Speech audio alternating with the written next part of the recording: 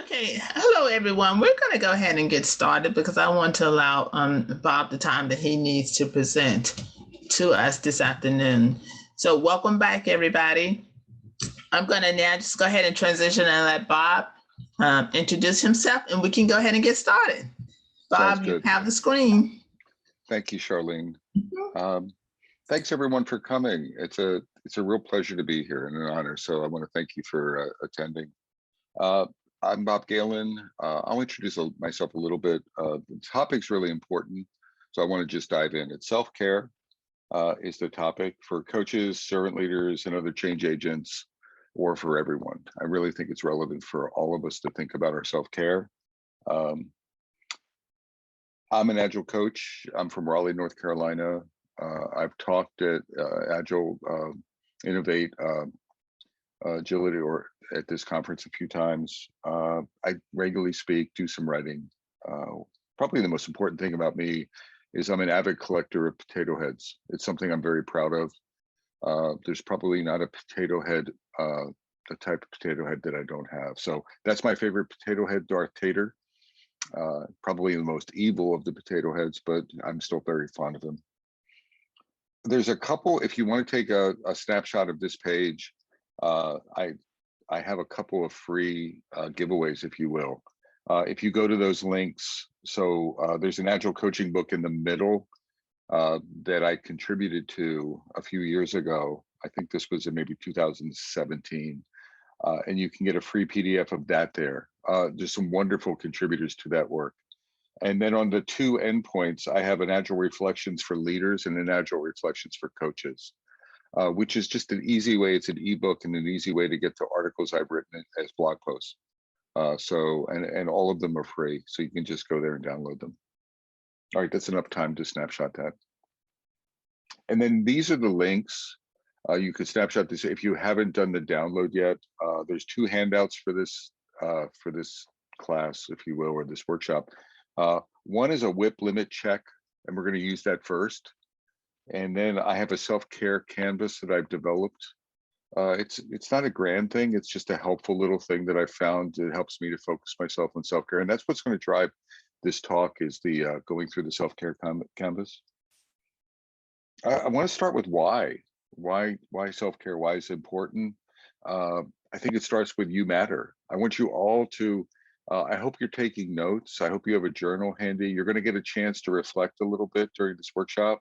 So and I prefer you did that with paper and pen if you have such things. I know they're old-fashioned, but because you matter, and I'd like you to jot that down. I matter. It's that metaphor of secure your oxygen mask first. And one of the surprising things for me is that Agile coaches and Agile we talk about this notion of servant leadership, and we don't do it. We talk a good game to our clients or to our teams or to people we're coaching and leading. We talk a real good game very often at a team level, but when it comes to then talking our talk to ourselves and walking our talk, I find that very many folks aren't walking their talk, and I'm really trying to inspire that from a self-care point of view. Serving yourself first. So that notion, I want you to extend that notion of servant leadership. In order to be an effective servant leader, and we're all leaders, or to serve others, we have to serve ourselves first. I really want you to walk away from here saying, almost on a daily basis or on a daily basis, did I serve myself today? How did I serve myself today in your journaling? Create habits, like micro habits around it. It's starting your role modeling. One of the powerful things maybe to motivate you about serving yourself and self-care is that you're modeling for other people. So it's not just about you. You're giving other people permission to do it because you're a living, breathing, walking your talk role model. So if you're not doing it for you, do it to you for others, if you will. And you're sort of getting into that habit of walking your talks. So I guess the net of this is we need to be taking care of ourselves, and you just need to do it. You need to peel away the excuses. I want everyone this is a reflection point, and this is in one of the handouts. And you can read the fine print. You probably can't read them on the screen in the share, but that's fine. You have the handout. And I'll just walk you through it, and then I'll pause for a few minutes and let you reflect on this. I want you to do a WIP limit check on yourself, a work in progress limit check. I want you to review the handout real quickly. Don't get into excruciating details. And then I want you to consider where you've been for the past quarter, at red, green, yellow. And then I want you to consider what are the central key influences for your WIP, if it's excessive or not. So I want you to reflect on the last quarter, like grade yourselves, colorize yourselves, but then I want you to really reflect on it. So don't beat yourself up if you're in the red, but I want you to discover. And then I want you to really think deeply or more deeply about reducers. How could you reduce your WIP? How can you move? How can you go, if you evaluate to high, what actionable steps can you commit to taking? Small steps to go in the other direction. There's no magic. You don't have to go from red to green or anything like that. So I want you to read the handout, and really, I'd like to come back. I'm going to give you 2 minutes. So you have about 2 minutes for the self-reflection, and keeping track, and some of the notes that you're going to create. And then I'd like to get a readout from anyone of how it felt, or any observations of your WIP, any shares, any vulnerable shares. So I'll shut up and let you go.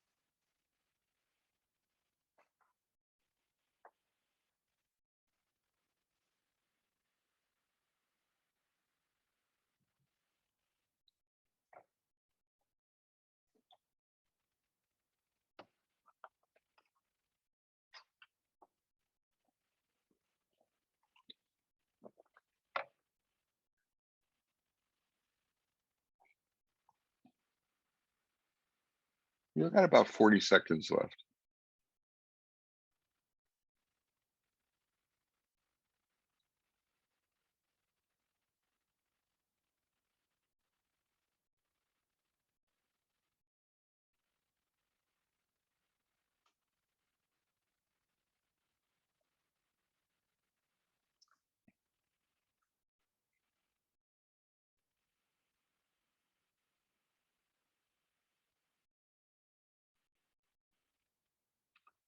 So my hope is you can take yourself off mute. I hope you're empowered to do that. I'd like to get a readout from a few people. Where did you evaluate? And more importantly, what do you think about reducing? What might be a strategy or two for reducing that? I want to lean not towards the color, but towards the reduction strategies, the thoughtful changes for your self-care. Anyone want to share? We're not going to move on until someone shares something. I can share. Okay. I think the one good thing I like the way you put in is, like, we try to control too many things without thinking whether it's going to help us or not in the long run. We want to be involved in so many things, thinking that if we do that, that will help us. If we do that, that will help us. It'll keep us growing, like volunteer events or helping people out, being a servant leader. But then we didn't realize that, are we able to do our things properly in a way that will help us? Like, are we doing volunteer events for the sake of doing it, or it's really helping us in the long run? Thank you, Sumit. I appreciate that. Another comment? I really appreciate that comment and that sharing. Anyone else? I'm not sure I got to the reducers. I kind of fell between the high and moderate, but sort of the reasons behind that. I'm an individual performer on the team. I'm the product owner. I'm the product manager, and I'm trying to help with an agile transformation and innovation transformation. That all doesn't fit. No, it doesn't. And no one's going to change. And I'm not telling you what to do, but I'm part of this exercise. It's our self-care. The challenge I find in it is no one's going to do it for us. It's something we have to decide. Like, so part of this exercise, everyone, is recognition, which is exactly what you were talking about. Just, I'll take recognition, and then maybe an epiphany and an aha saying, I am overfilled, or do I want to run here? And then if I want to reduce, how do I thoughtfully reduce it? How do I prioritize? How do I figure that out? And I would say micro steps, take baby steps to try to keep trending, and then reassess yourself maybe every month or two. So consider this your baseline, and then reassess and see if you're improving. Have a trend. Am I, is my whip generally reducing, sort of staying the same, or is it increasing? And just be aware of that. Be so self-aware to self-care. One more, if there's anything out there. Hey, Bob, on the reducers, I think the having a strategic plan is a good idea. For example, impact versus effort.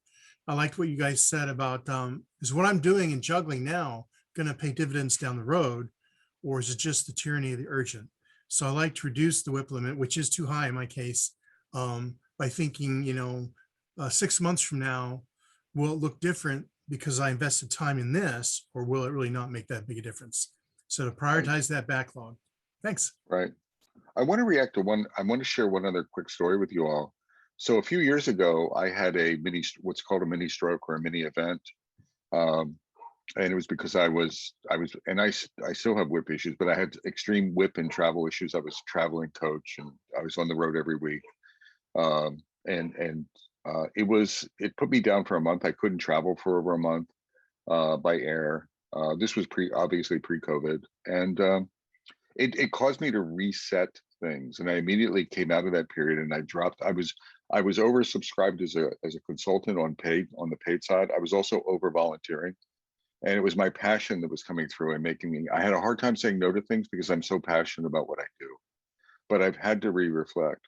So I'm reacting to what Bill was saying, ROIs and talking about cost, return, and benefit. All I'm saying is there's a fundamental other shift that says you may, like let's call it the Bob Galen factor, is you may drop over tomorrow because you haven't been taking care of yourself. So self-awareness is important. That's that reflection. I want you to sit down quietly, forget the Agile coaching journey, forget the company to some degree, and just look yourself in the mirror and say, am I taking good care of myself? And if the answer is no, then do something about it slowly, right? You're important because you're going to lose sight of that stuff. So I'm just giving you that. It's a very simple factor of you matter, and don't end up like Bob to some degree. Okay, this is the canvas that I developed. There's nothing magical about it. It's just a canvas. If you don't like it, that's fine. If you like it, that's fine. You have a copy of it. Develop your own. That's fine. It just helps me. It helped me to develop something. I put quite a bit of thought into what were some of the areas that I wanted to tidy up when I'm thinking of self-care. It's not just exercise. It's not just reducing my WIP. There's a lot of factors. There's a self-awareness aspect of it, of what gives me energy. We'll talk about that. So being aware of how I energize myself, how I sort of expend energy, or how I build energy. So the 6 areas that I thought about in the canvas were ecosystem, goals, mindfulness, energy, partners, and then growth and learning. And we're going to go through each one of those. And I'm going to just pause at the end of each. I'm going to explain some aspects of each section of the canvas. And then if you printed it out, or if you wouldn't mind just jotting down those topical areas on a piece of paper, I'm going to give you just a little bit of time to sort of jot down a few things, maybe if you're inspired, for yourself. So start filling the canvas out for yourself. Just a lightweight version, and you can, if you like it, you can come back to it later. So ecosystem, we'll start there. Ecosystem is that current state, and it's not just your team. It's your personal state. It's your Agile state. It's your business state. It's your organizational state. Your Agile state may be, I'm a newly minted Scrum Master, and I'm suffering from imposter syndrome because I don't have a clue and I'm incredibly nervous. My personal state could be what's happening at home. I have 15 children. between the ages of 1 and 3, and I don't get much sleep at night, or however you want to characterize that. Organizational states could be we're in a mature agile transformation or whatnot. What are the challenges? What is the expectations? A big part of ecosystem is what if sort of the forces, like you're in a bubble, this is your ecosystem, and what are the external forces and expectations that have come into play? Identify them so that you can maybe thoughtfully mitigate them, reduce them, eradicate them, or just embrace them. And what's whirling in your environment? Think of it as the ecosystem it might be whirling. There might be a lot of things coming into play. Your WIP is part of your ecosystem from my point of view. Is the WIP dynamics is part of like how you're feeling every day. How do you feel every day when you get up? That's part of your ecosystem. Do you feel overwhelmed? Do you feel underwhelmed? Whatever. Are you motivated or not? Ecosystem, some aspects to that. So like I said, personal state. If you have a new child, whatever, yeah, you were recently divorced, recently married, you're just identifying, you're sort of looking in the mirror and saying, this is where I'm living every day, so that you can be aware of it. Sometimes we ignore that. Pressures, both not just external, but what are you putting on yourself? Very often, at least my type is I put a lot of internal pressure on myself, my own worst enemy. Sometimes that's affecting my WIP, but it's also putting pressure on me internally. Culture, the role dynamics. Like I said, WIP limits. Are you delivering to done? So the ecosystem is the first bubble. Just jot down. I think I'd like you. So this is just a Lulu map and thinking about cultural dynamics. Am I in a friendly? If I'm an agilist I'll call it a friendly agile space, like perhaps green-ish. That would be great. If I'm in amber-ish, it might be a challenge for me. So I might be a greenish Scrum Master in an amber-ish organization. There's some challenges in my ecosystem, or vice versa. I could be I could be amberish and trying to be green. That sounds like a Kermit the Frog reference, I think. So what I want you all to do before we move on is I'm going to give you like 30 seconds. If you think about that, we're going to repeat this times five more times.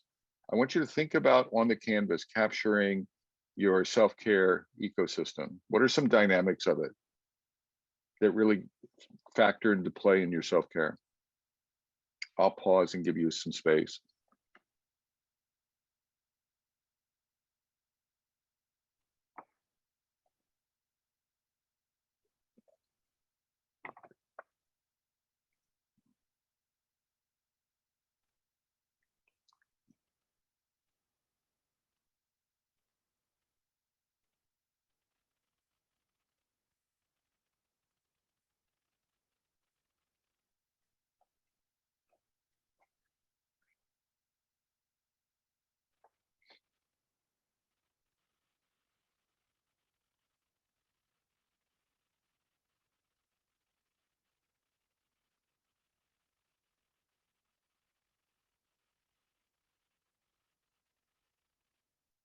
Okay.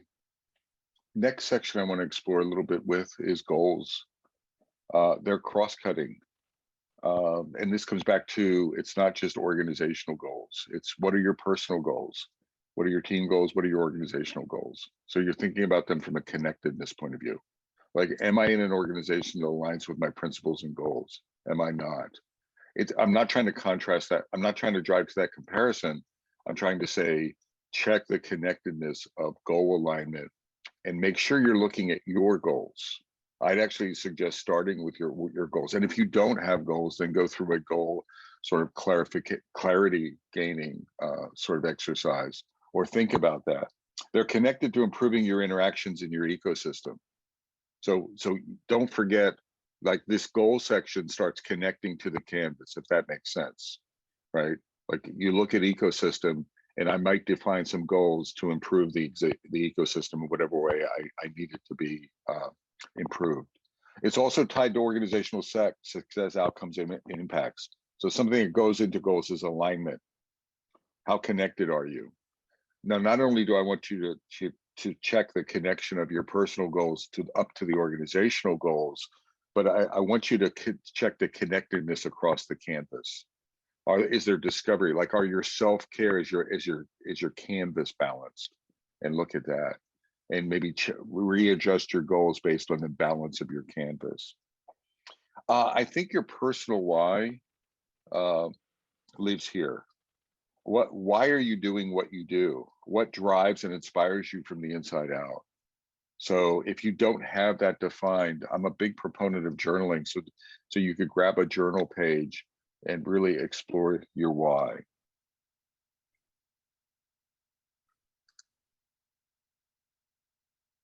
One sort of model or metaphor to do that.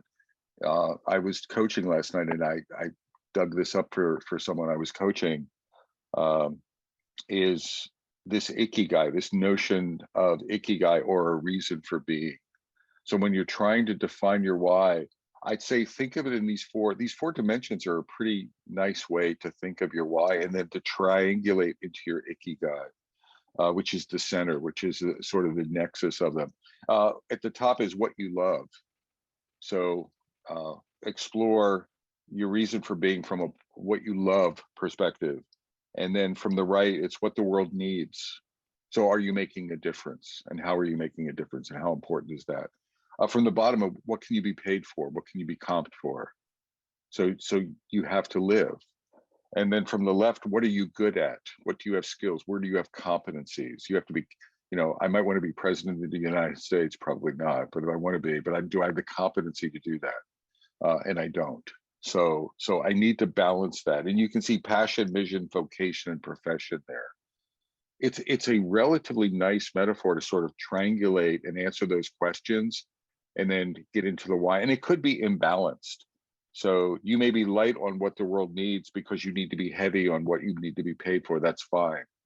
So there doesn't have to be a magical balance in your ikigai, but it is I found it to be a good model or metaphor or thinking tool to get to your why. And then quietly close, I think quiet contemplation is really helpful. Like meditation can help with that, or just getting quiet, having a quiet place, just giving yourself space with nothing else going on. So a whip limit of 1 to really think about what is my why. So before we move on to mindfulness, so we're in goals. I'm going to pause again, and I want you to think about goal setting and identifying some areas in your self-care canvas around what goals you have. And you can always revisit this later as you develop the canvas, or tomorrow or next week if you like it. And then don't forget about your why. If you don't have a why, use this entire time to sort of center on even getting 20% of the way to what is your why. Why are you doing what you do? Why do you do Agile? Why are you sitting here listening? Why are you sitting here listening to me? So your why. And please don't leave. I'm going to see the count. I'm going to see the participant count go down very quickly. So I'll give you some time to reflect on that part of your canvas.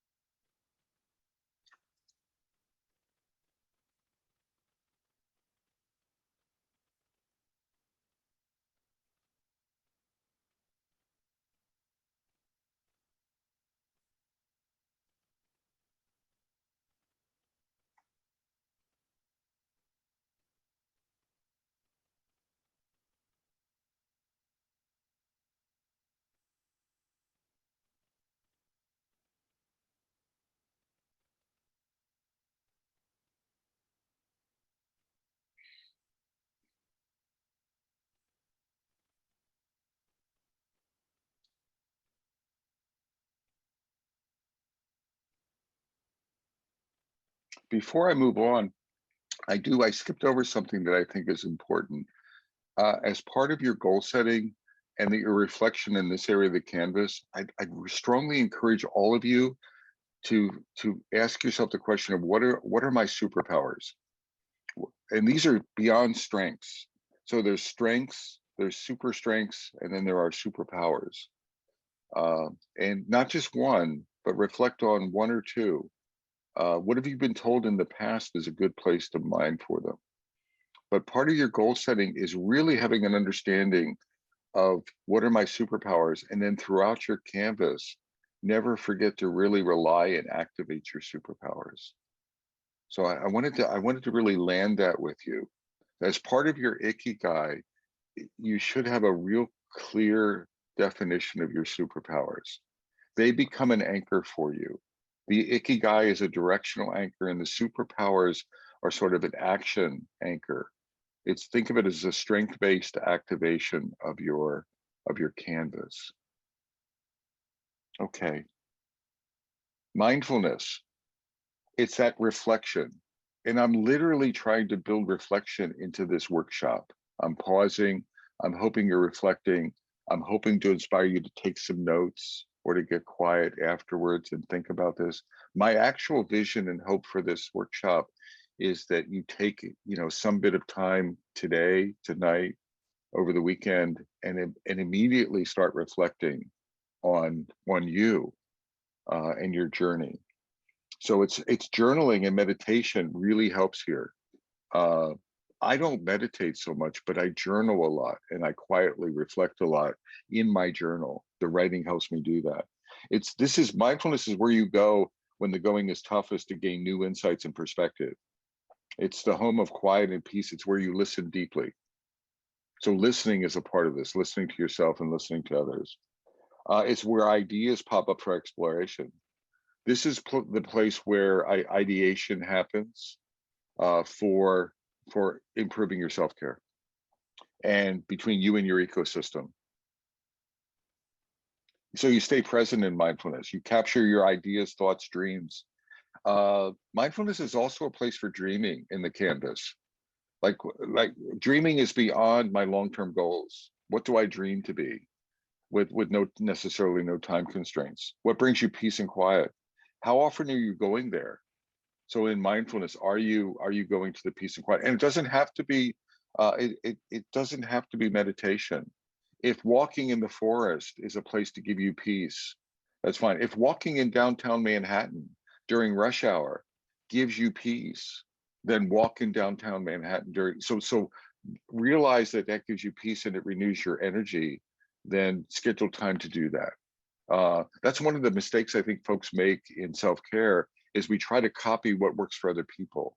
And I think part of the canvas is to find out what your self-care canvas is, what your self-care recipe is. And don't necessarily care about, and it's not the world self-care or agile coaching self-care, it's you self-care. Reflect, listen to your inner self, and then reflect on experiments you can try. So mindfulness is also the place to ideate experimentation. Like what are things you can try in your ecosystem? What are goals that you can try? So real experimentation is important, I think. So I think I'm going to give you a little bit of a pause, and we're going to go back. In fact, I'll go back to the canvas, and then we'll come forward. So we've covered ecosystem goals and mindfulness. I'll let you oscillate in that stuff for a little bit. Maybe less than a minute, but just give you a little time.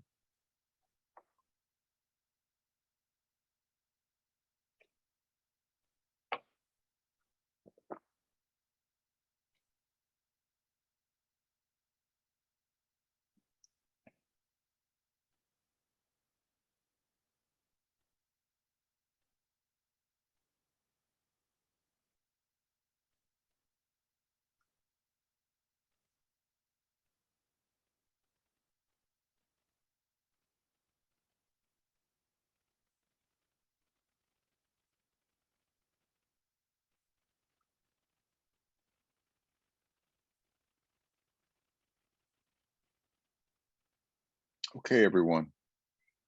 Next area I want to talk, I like this metaphor of a battery. Yourself as a battery, and be cognizant of what is my charge level and what activities am I doing to increase my charge, my energy, and what activities are decreasing my energy. And really being self-aware of how am I managing myself in the canvas and in day-to-day action. So energy is about sustained effort, focus, and results. It's a recharge station for your batteries, and it identifies where you get your energy. Energy is not limitless, and it's not entirely physical. I want you to think of energy, for example, mental energy. I teach classes. I've been teaching less than 4-hour classes on Zoom lately, back to back. And so that's only 4 hours. I used to teach 8-hour in-person classes. And I find that a 4-hour Zoom class or less, actually 3 hours in many cases, it exhausts the heck out of me. It feels like I went through an 8-hour class and then some. Part of that is the mental energy, I think, that I'm expending in trying to maintain Zoom connections with the class. And then there's emotional energy. What's going on in your life, in work and outside of work, and spiritual energy are important too. So it's multifaceted. So I don't want you to, it's not just, am I tired or not tired? It's being really cognizant of the channels. So think of mental, emotional, physical, and spiritual as being energy channels that are either taking or giving or neutralizing. And then be aware, become aware in the canvas. What, like I said, what gives you energy, what recharges you, what decreases it, and how do you start limiting consumers or being aware of consumers? Or when your battery, having a detection when your battery gets incredibly low that you just stop. You set yourself up with goals and objectives in your self-care to say, no, I've run out of steam. I need to do that. And I'd say professional energy and personal energy. And what I mean by that is like what's happening in your life and what's happening professionally and the interchange between those two. I love this. There's a book, Boost, that talks about this notion in general. But the nutshell, I love this. Check your battery. How are you currently? So if I'm feeling great, or if I'm feeling good, typically that's on the plus charge. If I'm just going to characterize it that way. If I'm empty or I'm struggling or I'm in meh mode, then I'm probably neutral to negative. I'm sort of discharging my battery. Part of the whip limit check, to me, red is probably a double negative. Yellow is probably just negative. And green is you're maintaining a positive charge in your personal battery. Would be a sort of a parallel notion or connecting those two ideas. But I want you, just like you would be aware if you had an electric car, I'm sure, of like, what is the charge level of my car, and being cognizant of that. I want you to look at yourself. What am I doing to myself? When I had my stroke, my mini stroke, I was running on empty. I was continuously running on empty, and I was doing very little to nothing about it. And that's not a good pattern. That's not taking care of self. And I didn't say it earlier, but I think that's affecting the quality of your coach, whatever you do. If you're a coach, it's affecting the quality of your, not just affecting you, but it's affecting the effectiveness and the quality of your coaching. If you're a leader, it's affecting your leadership. If you're a team member, it's affecting your team contribution. It's not something that can be ignored. It is having an impact to you. So everyone, battery check time. Go to the canvas, connect some dots on batteries for just a few seconds.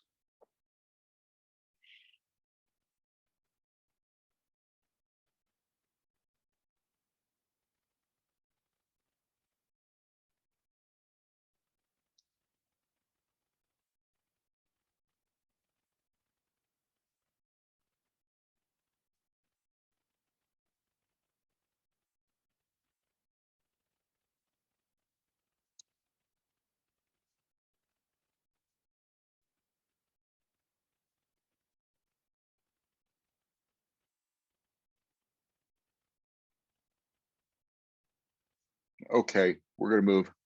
And again, if you run out of the battery section, you can be filling, I won't know. So fill out the canvas while I'm talking. Next, we're almost done with the canvas. Partners, I found for me, it was so important to me that who's in my network, trusted colleagues, things that I do like this. So yes, this takes energy from me, but it also the collaboration, the partnership I get. Seeing Jim York boosted my battery up 22 degrees, just seeing him last night and today, because I haven't seen Jim in a while. So partners in your ecosystem, it's the folks you work with most, external colleagues. Really develop an awareness of your partnership, your partners, your colleagues, your mentors, your coaches. Think of words like coach, role model, co-author, collaborator, like-minded professional, friend in this space. It's also a space for giving back. So it's not a selfish space. It's a space where I'm partnering and I'm getting an exchange in that partnership, or I'm giving an exchange in that partnership. I'm being mentored and I'm mentoring. And I'm getting value from both of those things. There's a value in my self-care from both of those things. So ask yourself questions like, who are your personal partners? We all should sort of understand where's our tribe? Who are in your company? That's the personal side of things. I find a lot of change agents and leaders, they don't develop their internal partnership model. They're business professionals. They're internal inside the company mentors, colleagues, collaborators, trusted partners that you can vent to, that you can use as a trusted, safe sounding board. Are you giving? I talked about this. Don't just be a receiver. Don't just be a taker. In fact, part of this you're going to receive when you're giving. So part of it is being reciprocal. What are your gaps? And then part of being self-aware, leveraging your partners to fill in the gaps. Find partners that have superpowers that complement your superpowers, that can help develop you, that can be an honest feedback. Part of it is that self-awareness. People who will be a straight shooter and tell you the truth. They'll give you that congruent feedback that you need in order to get better. You're not looking for yes folks to just tell you yes or pleasers in this. I mean, maybe a few, but that's not what you want to really be partnership aware. So don't go it alone. Let's fill in that section. Just take a few seconds to do that.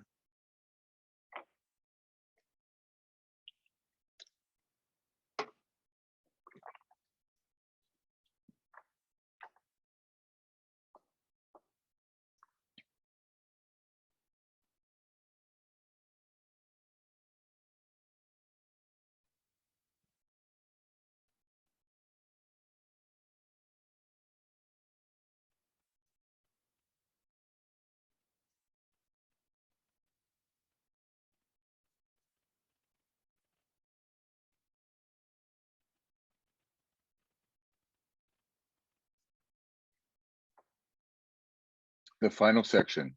This sounds like the final countdown, the final section. You're almost done, folks. Growth and learning.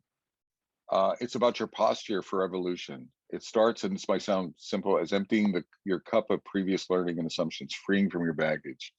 I think baggage release is an important part of this. I'm learning that over time. I'm really focusing on releasing a lot of my baggage, my core assumptions. As a coach, I've seen a problem 32 times, so I come to the conclusion that's exactly what's happening with a new client. I know how to fix you. You just need to do this. I'm really stopping myself from coming to those conclusions. I have a lot of experience, but I need to meet the context where it is, with fresh eyes, with open curiosity, and discover, because this is new. This is a context I've never encountered before. So growing from that point of view, the mind of a child, really activating your curiosity is important. And you're never done. I'm getting so many questions in my coach clinics and in these events that I'm doing over the last few weeks. I've happened to do a lot of them. And folks are looking for a game plan of, I want to be a coach. So what's the 2-year plan when I can finally be an Agile coach and then be done with it? And I'm thinking to myself, I've been doing it for 20 years. Maybe I've been doing it badly because I'm still not done. I'm still just scratching the surface of what coaching looks like. So having that humility and that curiosity to realize that we're always growing, and having that as part. So how do you develop that in your canvas? How do you develop that as part of your self-care? So empty your cup. How are you teaching others? I would highly recommend you teach. one of the things in your journals that I recommend that you do is keeping track of an I don't know-ometer. How many times a day have you said, I don't know? I need to figure that out.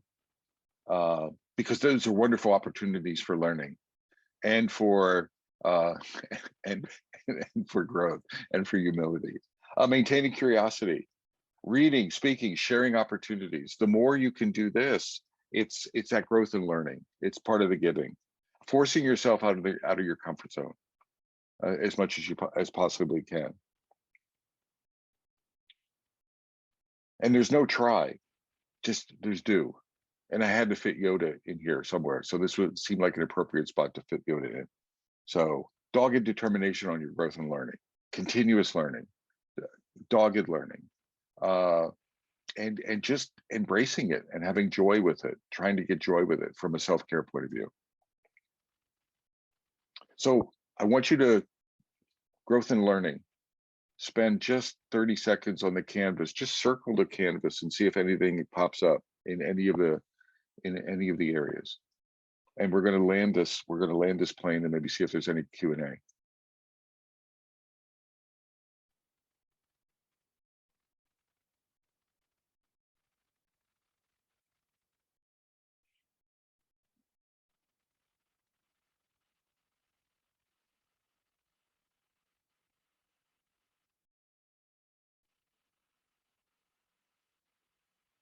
So some final thoughts for this session. I've been thinking a lot lately, and again, not trying to be morbid, not trying to project me onto you, but I find that it's useful to think of the word legacy. So I want you all to write down legacy on a piece of paper or something. And then I want you to be curious about, what am I leaving behind? And make that part of your self-care canvas, right? What am I leaving behind? Providing, so breadcrumbs. What will be your legacy? Think about your legacy. Will your legacy be, you got a lot of stories, you delivered a lot of story points? Is it just stuff, or was it high value stuff? Was it balanced? And what will they say when you're not around? What do they say about your legacy? They is the folks around you. And be curious about that. And what I'm trying to get at is, land your legacy. Be intentional about your self-care and direct it towards, what am I leaving behind? I found that thinking about my legacy, not in a big-headed way, but in a, what am I, what good am I leaving behind? What good things am I doing? Am I recharging other people's batteries? Am I growing other folks more so than focusing on me? Not only does my self-care benefit, but my legacy really energizes me. But it's not something that I keep a burn down chart on or a burn up chart on. And then empty your cup. I really would encourage you, before diving into the canvas and self-care, maybe the first step you do is quietly close your eyes and empty your cup. In order for you to change things, we all build up this view that this is why my whip is, I can't do anything about my whip. So empty that cup and then revisit, what can you do about your energy? What can you do about your legacy? What can you do about your learning and growth? What can you do about your mindfulness? But do it from a position of an empty cup. So empty that cup in order to fill it with new things. That metaphor helps me quite a bit. With that, we have, I think we have at least 5 or so minutes. I'm trying to end a little bit earlier than the top of the hour. Is there any questions or any comments or observations? I'd be most interested in any ahas that anyone had by this exercise. So I'll take anything, but if anyone wants to share an aha, that would be wonderful.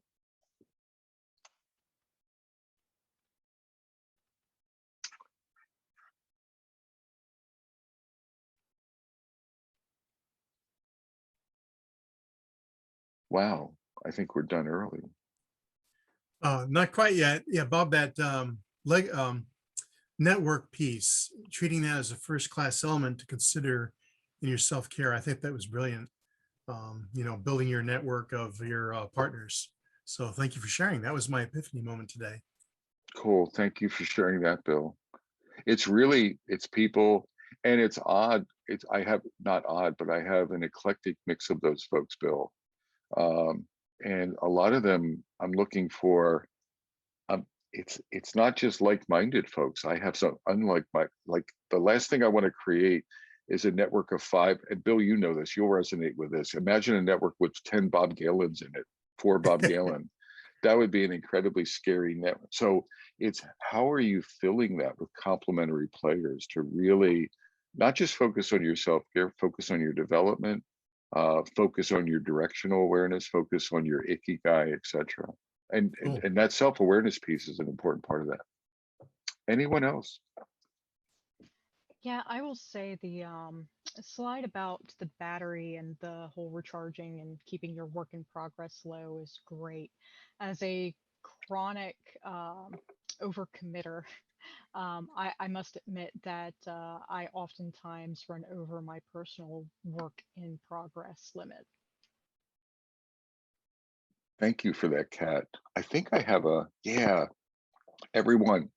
And I'll make sure you get these slides. I'm not going to go over it, but John McKestry did a variation, Kat, of the battery, and he actually has a wonderful write-up and a little chart and a burn. He actually has an idea of maintaining it as a chart, like a burn-up, burn-down chart, if you will. And so this link is in the slide deck, and I would strongly recommend everyone go and read that article. John has some, it complements this talk, but it's a little bit deeper dive.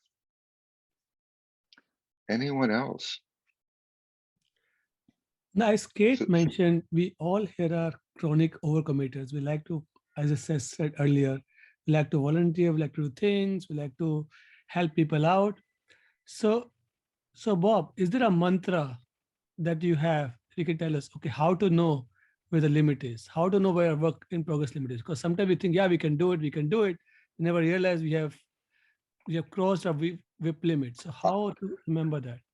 The metaphor for me, Sumit, is the battery. I would develop your own view to your battery, which could be inclusive of the WIP limits, if you will. I can actually, nowadays, I can literally feel when I'm net negative. And now being aware of it and then being committed to do something about it. So it's not just, it's reading those articles and then being mindful of what you're doing to yourself. What are the activities that do that? And then being mindful of when am I doing those activities? But I've literally walked away from webinars and things, and not in a rude way, but I've literally stepped away and realized that I was empty, or I was nearing empty, and it was negatively affecting my performance. So I think if there's an anchor, develop that view of a battery metaphor for yourself, and then really be intentional about monitoring that in your ecosystem. I hope that helps. It does. Thank you. So basically, if you feel and do something, and so there's no magic. The mantra is be aware of it, and then the action is when you're low. Like I have a portable flashlight, and I went out in my yard last night and it wasn't working. So what did I have to do, everyone? I had to recharge the damn thing. If I would have continued, I would have been a blind man in a darkened yard with flat. So, but the point is, there's recognition, and then there's plugging it in. In this case, changing. Like Sumit, you'd have to then go to a recharge mode. So then ask yourself, what do I have to do that would recharge my battery, and then take action on that. So anyone else?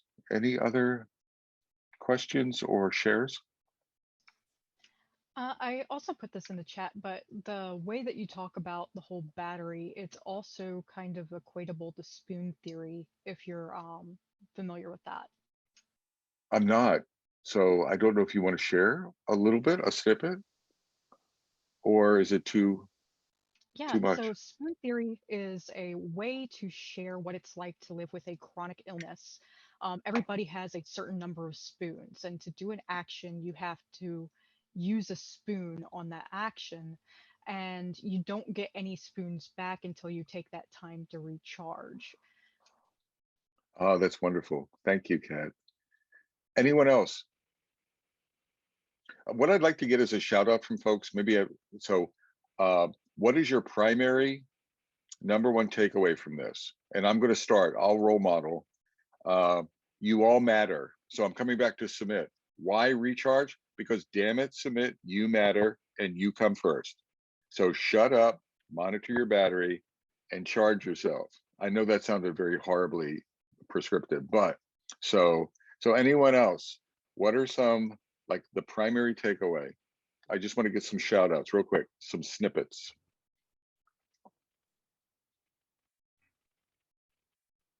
I think I love the part where you said that, what is your legacy? What are you leaving behind? So I love Drop that. the mic. Thank you, Gretchen. Drop the mic on that.